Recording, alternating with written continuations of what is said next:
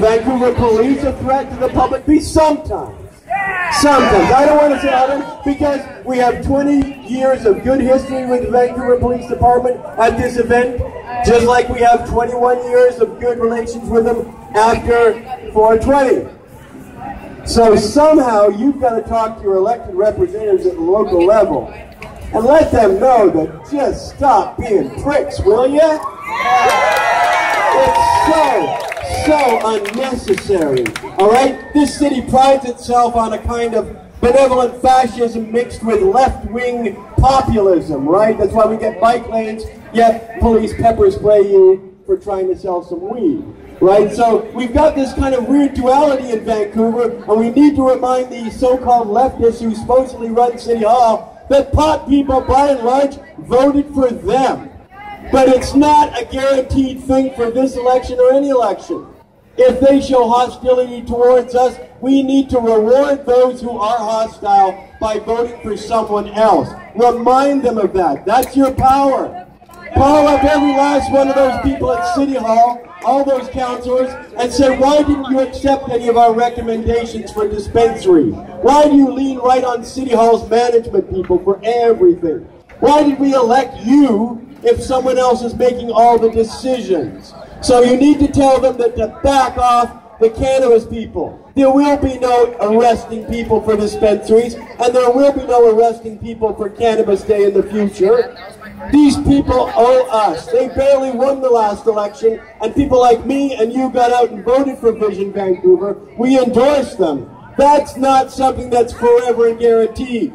There will be better choices if this is the kind of reception the cannabis culture is going to get in Vancouver from now on.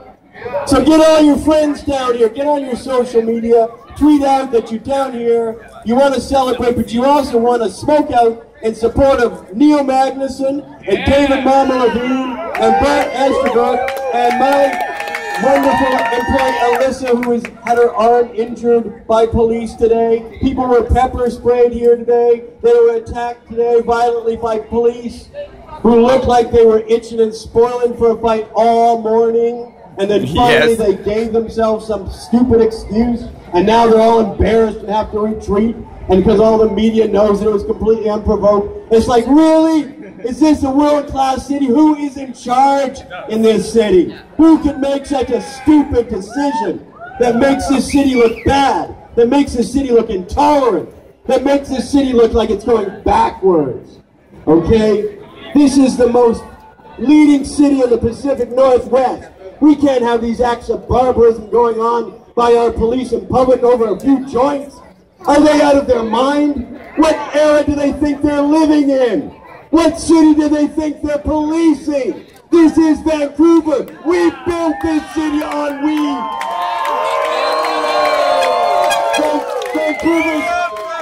Vancouver's #1 reputation in the world is beauty and marijuana. Accept it, BPD. Accept it, City Hall. This city was built on marijuana, and it still continues to be built on marijuana. So don't let anybody tell you we're a minority. We're the economic engine of the Lower Mainland, for God's sake. That's not a fringe movement. That's not a minority. That's people who keep food on everybody else's plate. That's people who make it possible that every single building in this city is rented by either a dispensary or a grow room. All right? I mean, somebody other than recently wealthy immigrants has to be able to afford the property. That's because we're paying for it. We're paying those high rents for our dispensaries. We're paying high rents for our grow rooms. We are the economic engine of this province. Billions and billions of dollars. And I want to see some respect for those numbers. I want to see the contempt I saw today by the VPD. Pepper spraying our people, tackling people. What is that all about? That is so like 40 years ago. Is this what we can expect from a new chief of police? I sure hope not. Going to be a long few years if that's the case. All right? Now listen, I didn't get deterred by 34 different prisons. I'm as glad to go to jail on behalf of our movement as I've ever been. Ever been. Just go ahead and provoke me, please. It didn't make me any less popular those first 34 times. I am quite confident I will get out eventually. and we will continue our revolution as it's been going on for 25 years now. Remember, 25 years ago, there was nothing. The government had banned everything, every book, every magazine, bong, pipe. You couldn't get it. There were like 6 strains of pot for the whole country. An old place like Ontario never saw a sense of me about for a decade. There was nothing.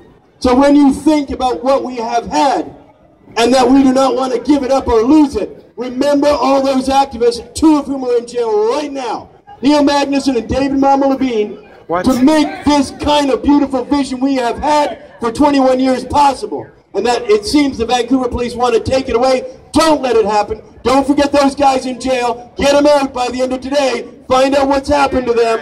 Talk to the media. There's lots of video footage of people being assaulted. It'll be on TV, I hope. It'll certainly be on the net. I want you to pay attention. The revolution doesn't get won by itself. People have to make marijuana legal. I expect you to do your duty in the time ahead to make your opinion known civilly, but clearly and loudly. Thank you very much.